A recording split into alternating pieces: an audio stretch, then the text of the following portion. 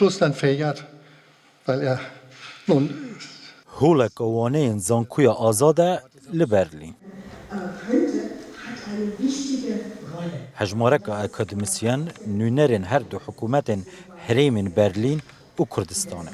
دگل دوست و حوال اکادمیسیان و زمانزان کرد فریاد فاضل عمر کن بوینه. Für ihr langjähriges, ehrenamtliches, unermüdliches und stets mit Hingabe und خلات کمارا فدرالی آلمانیا جبو خدمت کردنه. بخدان فرهنگ کردی آلمانی و سروک انستیتوتا لیکولین کردی لبرلین دهت بخشین. In der deutschen und europäischen Gemeinschaft der Kurdinnen und Kurden sind sie daher eine respektierte, دجواکا کردین آلمانیا و اروپای ده تو دنگکی پر ریزدار و رخنگری. هر وها ریز لتتی گرتن وک دنگکی هلبسپانی یه ملت کرد وک دنگکی جبو زمان و ادبیات خو.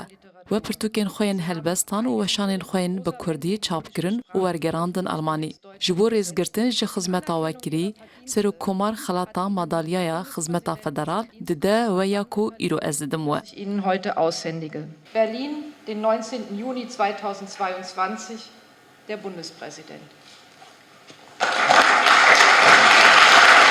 Bundesverdienstkreuz am Bande واتها مدالیای شایستبون یانجی خدمت کرنه یا فدرالی کو بلندترین خلاطه لسر ناو سروکومار آلمانیا دهیت بخشین فریاد فاضل عمر مامستای زانکوی و عاشق زمان و ادبیات کردی خلاط کرنا خو بنجاوری کری هر وها جبو خدمت کرنا زمان کردی وک شانازی دزانید. منم کارم بۆ نەکردووە بەڕاستی ئەمڕۆ خەڵاتێکم پێ بەخشیە بەڵام سوپاسیەوە ناکەم کە دەرچیان بەکارێکە کردووە کە هەستیان بەوە کردووە من پردێکم دروست کردووە لە نێوان کوردستان کە وڵاتێکە بەداخەوە بە ڕەسمی تا ئێستا لەسەر نەخشەی دنیا نییە بەڵام ئێمە دروستمان کردووە بەچی دروستمان کردووە بۆ دروستمان کردووە زمانی کوردیمان لە ئاستی زانکۆکانی ئەوروپادا گەیانووەتە پلەیەک هاوشانی زمانی فارسی و عەرەبی و اف خلاطه به پرستیج یک کمار آلمانیا جسال 1950